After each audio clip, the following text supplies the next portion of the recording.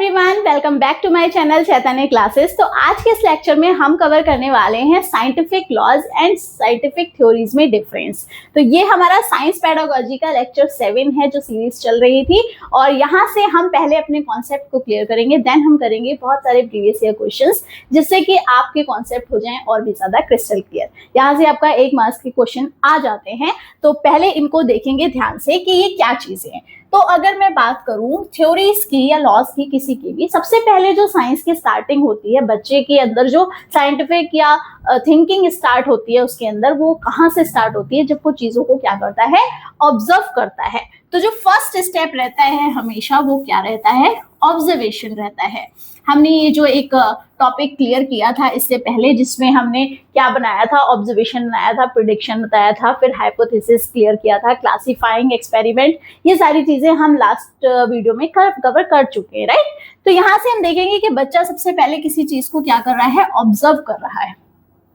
Observe करने के बाद उसको वो चीजें जो समझ आई हैं उस पे वो अपनी कुछ क्या कर रहा है? अवधारणाएं बना रहा है। तो क्या कह सकते हैं कि वो हाइपोथेसिस क्रिएट कर रहा है, ठीक है। तो यहाँ से अगर ऑब्जर्वेशन की बात करूं तो इसका मतलब हो जाएगा क्या? अवलोकन, ठीक है। पहले उसने क्या किया? चीजों को देखा, समझा, और उसके बाद में उस पे बेस्ड उसने क्या बना ली? अपनी अवधारणाएं बना ली। अवधारणा बनाने का मतलब क्या हुआ? ये मैंने आपको किस एग्जाम्पल से क्लियर किया था? जब आपके घर में कोई गेस्ट आया और उसको देख के आपने कहा कि इसको क्या है? इसको कफ एंड कोल्ड है। क्या बोला आपने? कि इसको क्या है? कफ एंड कोल्ड है। ये आपने क्या किया? ऑब्जर्व किया, राइट। और उसके बाद में ऑब्जर्व करने के बाद में आपने क्या हाइपोथेसिस बना ली कि ये क्या हो सकता है?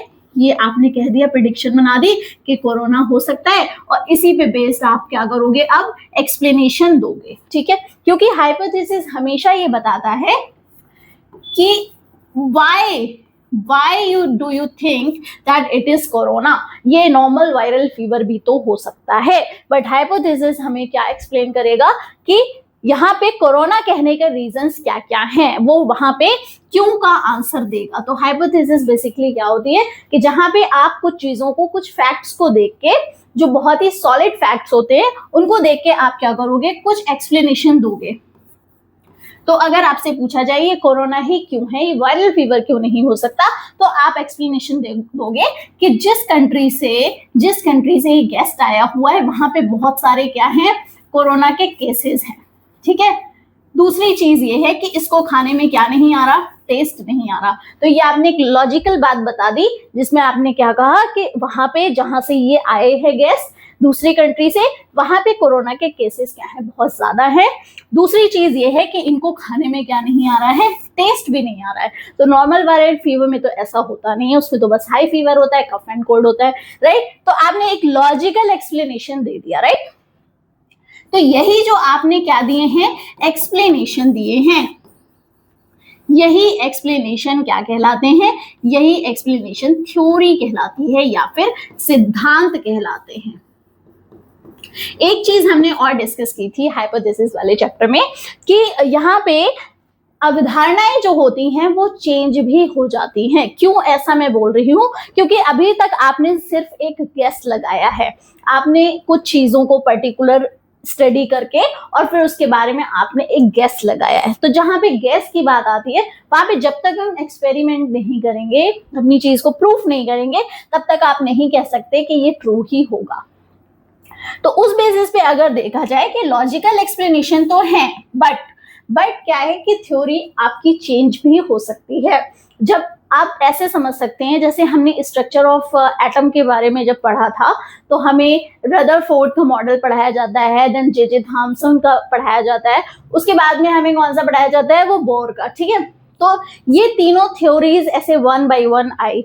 तो क्या होता है कि थ्योरीज दूसरी बेटर भी हो सकती है, ठीक है। तो पुरानी वाली थ्योरीज भी क्या किए जा सकते हैं? चेंजेस भी लाए जा सकते हैं, राइट। और हम बेटर जो ऑप्शन है उसको चूज कर लेंगे, राइट।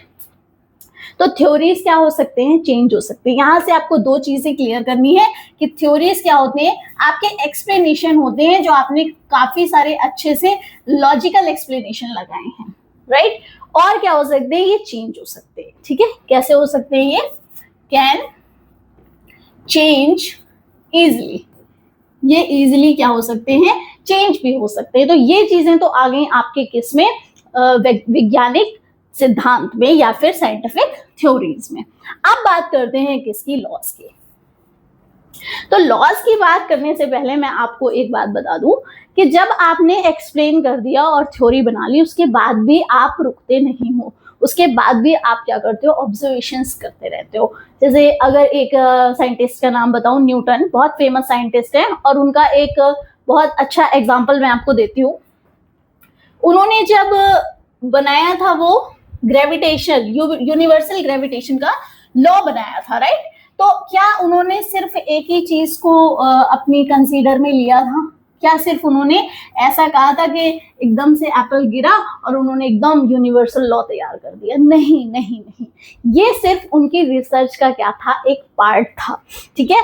वो जो सेब गिरने वाली स्टोरी थी कि एप्पल गिरा आके, वो सिर्फ एक इंसिडेंट था, ठीक है, ओनली वन इंसिडेंट, ठीक है। और ऐसा नहीं है कि वो अचानक से हुआ था, वो अपनी रिसर्च के टाइम पे उनके साथ बहुत सारी ऐसी चीजें हुई होंगी, बहुत सारी उन्होंने ऑब्जर्वेशंस की होंगी, तब जाके वो इस फैक्ट पे पहुंचे होंगे, इस लॉ पे पहुंचे होंगे कि सारी ही चीजें एक दूसरे को क्या करती हैं, ट्रैक करती हैं, ठीक है। कोई भी दो ऑब्जेक्ट, अब अगर मैं बात करूं अर्थ की, तो जब एप्पल नीचे गिरा तो उन्होंने ऐसा सोचा कि जो अर्थ है वो क्या लगा रही है, एक फोर्स लगा रही है, एक फोर्स ऑफ अट्रैक्शन है किसके बीच में, अर्थ एंड एप्पल के बीच में, क्योंकि अर्थ का मास क्या है, बहुत ज्यादा है, बहुत हैवी है, ठीक है।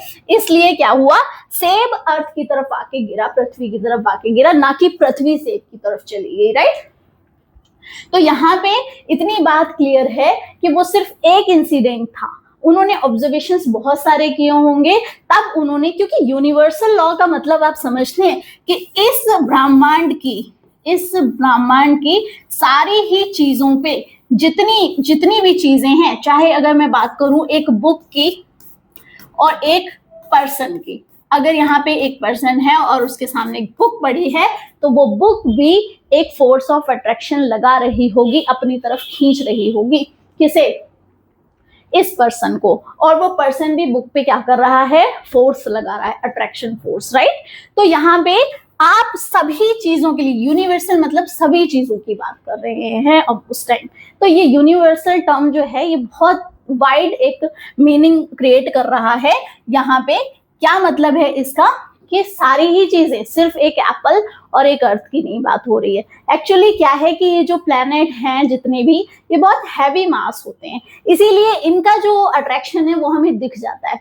यहां से मैंने पेन को ऊपर किया और वो नीचे आके गिरा, ठीक है, क्यों गिरा, क्योंकि अर्थ का मास बहुत ज्यादा है, और इसलिए ये यहाँ पे हमें दिख जाता है कि हाँ ये अट्रैक्शन हो रहा है, यहाँ पे ग्रेविटेशनल फोर्स लग रही है, ठीक है। क्योंकि आपको न्यूटन ने ये भी बताया था कि जो फोर्स है, ठीक है, वो किसके, दोनों जो ऑब्जेक्ट हैं आपके, ऑब्जेक्ट 1 एप्पल एंड ऑब्जेक्ट 2 अर्थ, ठीक है, इन दोनों के प्रोडक्ट के क्या होती है, डायरेक्टली प्रपोर्शन में होती है, ठीक है। तो जितना ज्यादा आपका मास रहेगा उतना ही ज्यादा क्या होगा, फोर्स होगा, राइट। और डिवाइडेड बाय इनके बीच की जो डिस्टेंस है उसके जो है वो स्क्वायर के इनडायरेक्टली प्रोपोर्शन में होती है, ठीक है। ये उन्होंने फॉर्मूला दिया था। तो ये कोई भी दो ऑब्जेक्ट होते हैं, एनी टू ऑब्जेक्ट्स, क्लियर है। तो इससे हमें इतनी चीज, ये कहानी मैंने आपको इसलिए सुनाई जिससे आपको ये क्लियर हो कि लॉ आसानी से नहीं बनते हैं, लॉ के अंदर आपके मल्टीपल ऑब्जर्वेशंस आते हैं, तब जाके आप किसी एक फैक्ट पे रुकते हो, राइट। तो ये क्या होते हैं आपके, इनको जो आप ऑब्जर्वेशन कर रहे हो, बहुत सारे मल्टीपल ऑब्जर्वेशंस, और मल्टीपल ऑब्जर्वेशंस के बाद में आप जब उसको क्या कर देते हो, जनरलाइज कर देते हो, जनरलाइज कर देते हो, तब जाके बनते हैं क्या, आपके नियम बनते हैं, ठीक है, साइंटिफिक लॉज बनते हैं। जनरलाइजेशन जरूरी है क्योंकि आपने एक चीज के बारे में देखा, ठीक है, वही चीज दूसरे पे भी लागू हो रही है, अप्लाई हो रही है, फिर वही चीज तीसरे पे अप्लाई हो रही है, चौथे पे अप्लाई हो रही है, तो ये सारी चीजें क्या हो गई, जनरलाइज करके बता दिया कि हाँ अब ये एक लॉ बन सकता है, राइट।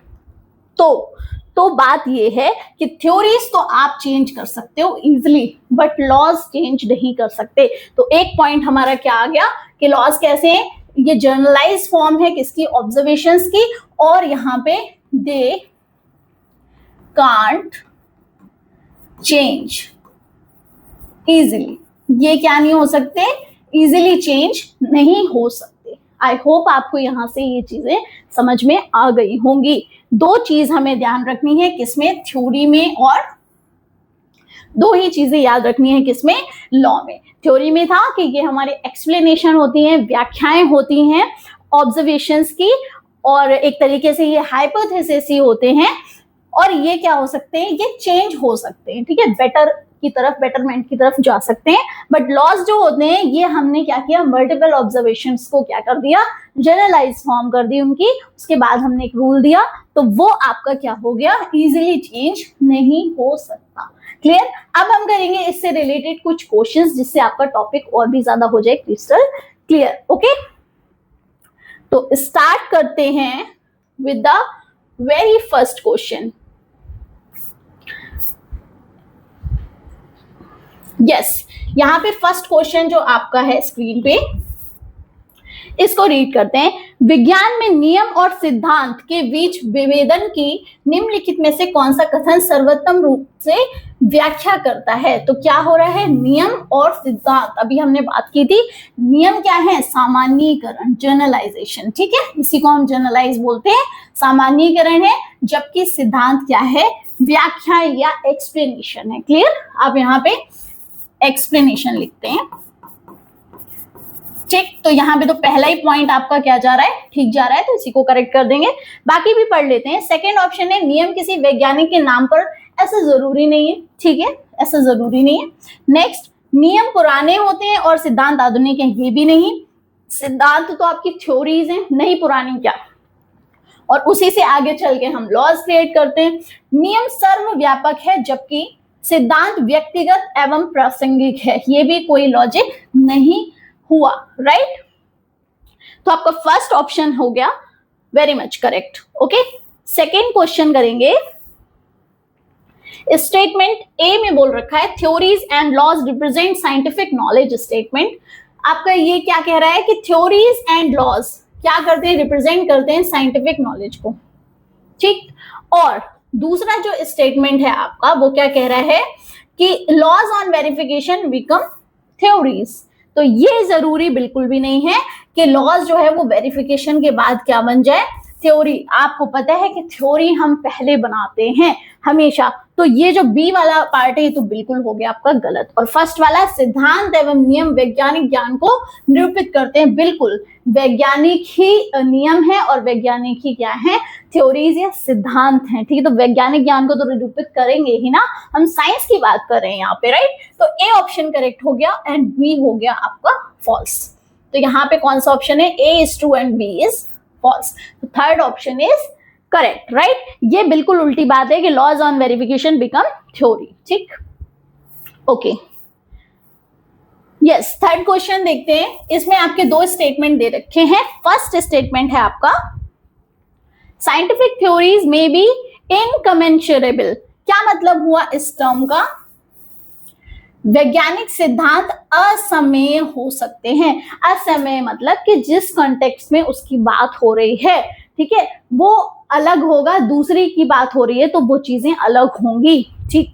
दूसरा पॉइंट पढ़ेंगे तो आपको अच्छे से समझ आएगा। Meaning of scientific concepts in theory depends on the theory which they belong. जिस बेसिस पे आप उस चीज को क्या करते हो, बात करते हो, जिस बेसिस पे बात करते हो, वो सिद्धांत संप्रत्यय भी उसी पे निर्भर करते हैं, ठीक। जैसे आप एक एग्जांपल ले लो, सेल, ठीक। ये आपने देखा है कि जब हम बायोलॉजी में इसकी बात करते हैं, बायोलॉजी में जब हम इसकी बात करते हैं तो यहाँ पे सेल टर्म का मतलब क्या हो जाता है, कोशिका हो जाता है। क्या हो जाता है, कोशिका हो जाता है, ठीक। बट इसी को अगर मैं फिजिक्स की बात करूं तो आपको पता है कि जब हम इस तरह से वो बनाते हैं अपना, तो यहाँ पे लगे होते हैं हमारे, ठीक है, इस तरह से लगे होते हैं ना बैटरी में सेल। एक बैटरी क्या होती है, battery is a combination of many cells, right. तो वो वाले सेल की अगर मैं बात करूं, जैसे कि जो आपके उसमें टॉर्च में सेल हो गए, या फिर इन्वर्टर वाली होगी बैटरी, उसके अंदर सेल्स हो गए, तो ये सारी चीजें क्या हो गई, ये फिजिक्स की बात, पर स्पेलिंग दोनों की सेम है ना। बट हम जिस कॉन्टेक्स्ट में बात करेंगे, अगर सेल की बात हम बायोलॉजी में कर रहे हैं तो वहां पे सेल का मतलब क्या हुआ, कोशिका हुआ। और इसी सेल की बात अगर हम फिजिक्स के अंदर कर रहे हैं तो वहां पे उस सेल का मतलब हो गया कि बैटरी में जो हम सेल छोटे छोटे यूज करते हैं, राइट। तो ये तो हो गई आपकी बात कि जिस एक सिद्धांत के वैज्ञानिक संप्रत्यय उसी सिद्धांत पर निर्भर होते हैं जिससे वे संदर्भित हैं। बायोलॉजी की बात कर रहे हैं तो वहां पे सेल कोशिका होगा, फिजिक्स की बात कर रहे हैं तो वहां पे सेल ये वाला सेल होगा, राइट। समझ आ गया होगा आपको, तो ये बात बिल्कुल ठीक है। और इस असमय का मतलब भी यही था। तो क्या है आपका, both S1 and S2 are correct and S2 is the correct explanation for S1। बिल्कुल ठीक है, फर्स्ट ऑप्शन आपका करेक्ट है, दोनों ही ट्रू है स्टेटमेंट, और क्या है, जिस संदर्भ में बात हो रही है उसी पे डिपेंड करते हैं। क्लियर है, ओके। नेक्स्ट क्वेश्चन देखेंगे। यस, ये हमारा फोर्थ क्वेश्चन है। Which of the following is the most accurate description of scientific laws. निम्नलिखित में से कौन सा कथन विज्ञान के नियमों की सटीक व्याख्या करता है। अब बात किसकी आ रही है, नियम की बात आ रही है, ध्यान से देखेंगे। फर्स्ट ऑप्शन है आपका, scientific laws are descriptions of the relationships between observable phenomena, ठीक है, जो आपने ऑब्जर्व किए हैं उन परिघटनाओं की व्याख्या है। बिल्कुल ठीक बात है, यहाँ पे व्याख्या का मतलब वो एक्सप्लेनेशन नहीं है, लेकिन आप देखिए कि ऑब्जर्वेबल की बात हो रही है, तो ऑब्जर्व जो हमने किया है, जब हम बहुत ज्यादा ऑब्जर्व कर लेते हैं तब जाके क्या बनते हैं, जनरलाइज फॉर्म बनती है, और तब हम क्या देते हैं, नियम देते हैं। तो ये पॉइंट आपका करेक्ट जा रहा है। Scientific laws are products of strong scientific theories. क्या ये स्ट्रॉन्ग साइंटिफिक थ्योरी का प्रोडक्ट है, हम ऐसा नहीं कह सकते, ठीक है, कि डायरेक्ट ये वहीं से निकल के आया, थ्योरी से ही निकल के आया। Next is scientific laws have a higher status than scientific theory. नहीं भाई, पहले तो हम थ्योरी ही बनाते हैं ना चीजों की, है ना, फिर ऑब्जर्व करते हैं, तो ये डायरेक्टली क्या, इससे आप एकदम वो नहीं कर सकते ना, कंपेयर नहीं कर सकते कि किसका स्टेटस क्या है। हायर थ्योरी की अपनी अलग चीज है और लॉज की अलग चीज है, तो ये भी आपका कंपैरिजन की वजह से गलत हो गया। देन है आपका, scientific theories are most legitimate products of science than scientific laws.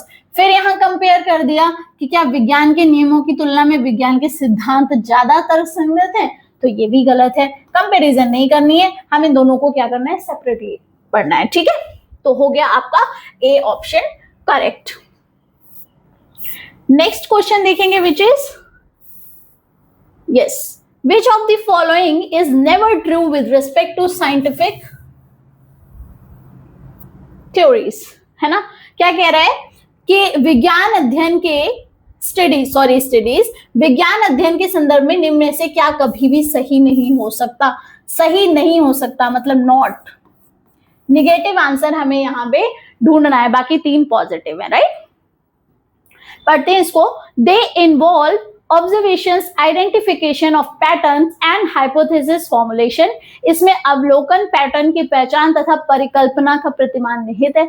बिल्कुल है, हम ऑब्जर्व भी करेंगे और हम पैटर्न भी पहचानेंगे और हाइपोथेसिस भी करेंगे, राइट। दे इन्वॉल्व, ये तो आपका पॉजिटिव आंसर है, राइट। हमें चाहिए कौन सा, नॉट वाला। दे इन्वॉल्व रिवाइजिंग क्वालिटेटिव और mathematical models and deducing their consequences. तो इनमें गुणात्मक या गणितीय मॉडलों का आविष्कार और उनके निष्कर्षों को निकालना निहित है। बिल्कुल है, बिल्कुल है, तो ये भी हो गया आपका क्या, positive. They rely on sensorial data as the ultimate evidence. क्या केवल ये किस पे, देखो केवल आ गया, ओनली आ गया, है ना। तो यहाँ पे ओनली वाला ऐसा तो नहीं है, ये सिर्फ आपके सेंस, आपने सेंस किया और ये सारी चीजें हो गई, सिर्फ आपने इनकी हेल्प से कर लिया। तो जहां पे ओनली वाला ऑप्शन है वो आपको पहले ही क्लियर करना है, ठीक है। ये केवल इंद्रिय जनित आंकड़ों पर निर्भर नहीं होते हैं, ओके। बहुत सारी चीजें होती हैं इसके बीच में। देन डी वाला जो ऑप्शन हो गया वो भी पढ़ लेते हैं। They aim at verification falsification of theory observations and controlled experiments. इसका मुख्य उद्देश्य अवलोकनों तथा नियंत्रित प्रयोगों द्वारा सिद्धांतों की पुष्टि करना या झूठा सिद्ध करना है। ये ऑप्शन गलत नहीं है, बिल्कुल सही बात है। क्यों? क्योंकि थ्योरी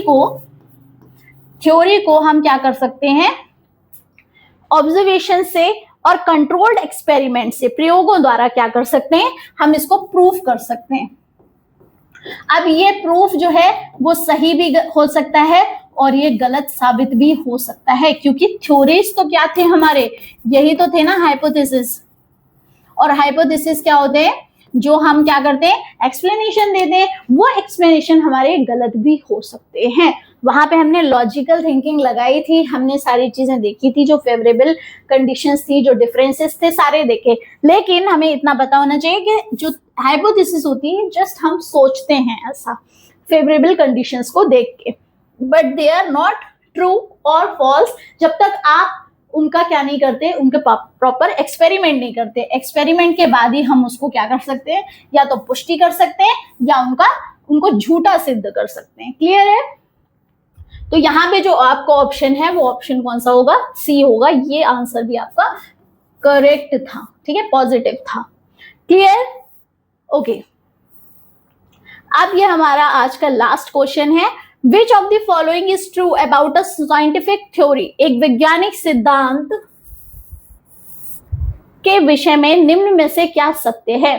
तो पहला ऑप्शन है आपका, scientific theories are sets of factual statement. क्या ये तथ्यात्मक कथनों के समुच्चय होते हैं? क्या बस इतनी सी ही बात है? तो ऐसा नहीं है, ये खाली फैक्ट्स वाले वो नहीं होते आपके स्टेटमेंट।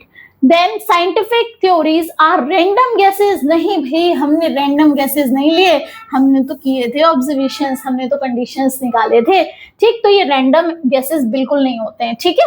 हम नहीं कह सकते कि ये यादृच्छिक अनुमान है, तो ये भी पॉइंट गलत हो गया आपका। साइंटिफिक थ्योरीज प्रोवाइड एक्सप्लेनेशन, लेकिन किसका explanation? Of phenomena based on empirical evidence, logic and debate.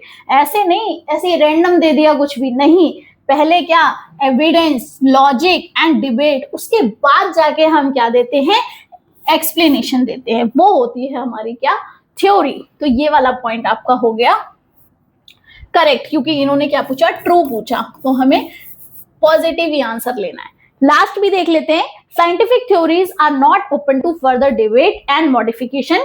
वैज्ञानिक सिद्धांत वाद विवाद और बदलाव को आमंत्रण नहीं देते।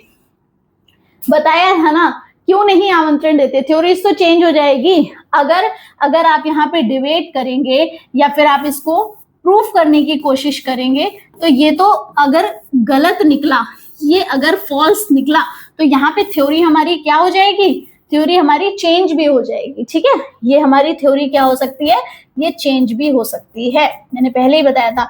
तो ये तो भाई आमंत्रण देते हैं, यहाँ लिखा है नहीं देते हैं। क्लियर है? तो ये हो गया आपका थर्ड ऑप्शन जो है वो करेक्ट। यहां से हो गए हैं आपके सारे प्रीवियस ईयर क्वेश्चंस डिस्कस। इसके बाद भी अगर कुछ क्वेश्चंस रह जाते हैं तो वो एक जो लास्ट में वीडियो बनाऊंगी, जिसमें आपका कॉम्बिनेशन रहेगा, सारे ही जितनी पेडागोजी की सीरीज चल रही है सारे क्वेश्चंस लेके आऊंगी एक साथ, ओके।